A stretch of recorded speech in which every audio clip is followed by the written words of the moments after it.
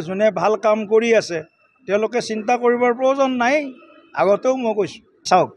এই সময় টিকেট পোৱা নোপোৱাৰ বিষয় নহয়, এইলৈ অহাও নাই। এই সময় হৈছে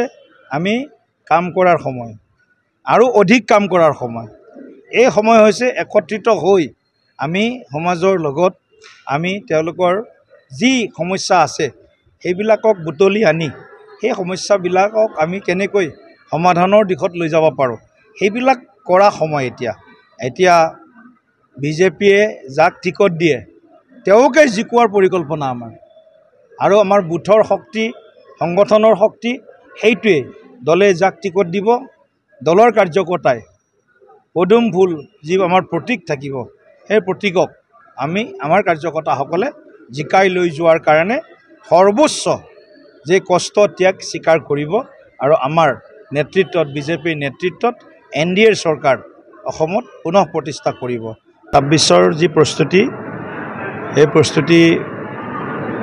ৰাজ্যজুৰি বিভিন্ন বুথ বিভিন্ন মণ্ডল জিলাত আমি তীব্ৰতৰ কৰিছোঁৱে, আৰু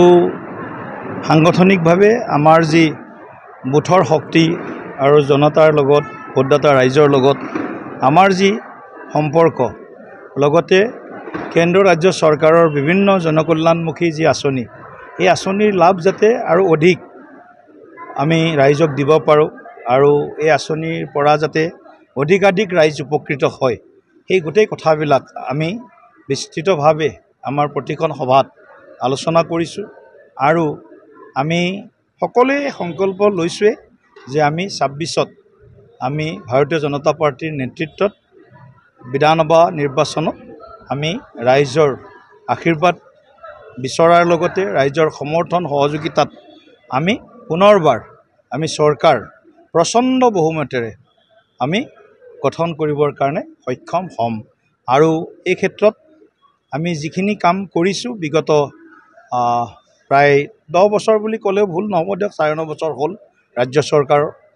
সৰ্বানন্দ সোণোৱাল ডাঙৰীয়াৰ নেতৃত্বৰ পৰা আৰম্ভ কৰি ডক্টৰ হিমন্ত বিশ্ব শৰ্মা ডাঙৰীয়াৰ নেতৃত্বলৈকে, আৰু কেন্দ্ৰত শ্ৰদ্ধেয় নৰেন্দ্ৰ মোদী ডাঙৰীয়াৰ যি চৰকাৰ, গতিকে কেন্দ্ৰ ৰাজ্য চৰকাৰৰ বিভিন্ন জনকল্যাণমুখী আঁচনিয়ে আমাৰ আটাইতকৈ দুখীয়া গৰীব শ্ৰেণীৰ ৰাইজক তেখেতসকলক চুই গৈছে, আৰু জীৱন ধাৰণৰ মানদণ্ড বহু পৰিমাণে উন্নত হৈছে, আৰু সামাজিক নিৰাপত্তাৰ যিটো দিশ, আৰ্থিক নিৰাপত্তাৰ যিটো দিশ, আৰু সেই দিশবিলাকৰ লক্ষ্য কৰি ছ'চিয়েল এছিষ্টেঞ্চ প্ৰগ্ৰেম, গতিকে সামাজিক সুৰক্ষা বিভিন্ন আঁচনি, জনকল্যাণমুখী ফ্লেগশ্বিপ প্ৰগ্ৰেম বা ধ্বজাবাহী বহু আঁচনি আমি গ্ৰহণ কৰিছোঁ। সেই আঁচনিৰ লাভ আমাৰ যুৱক যুৱতীসকলে পাইছে, মহিলাসকলে পাইছে, দুখীয়া দুৰ্বল শ্ৰেণীটোৱে পাইছে,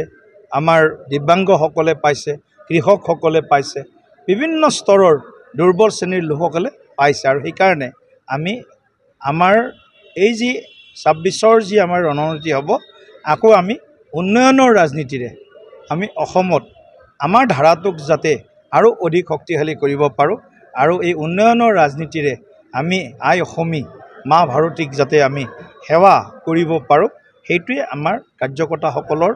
যি সংকল্প বা মনৰ আশা, সেই আশাটোকে আমি আকৌ আগবঢ়াই লৈ যোৱাৰ কাৰণে সাজু হৈছোঁ।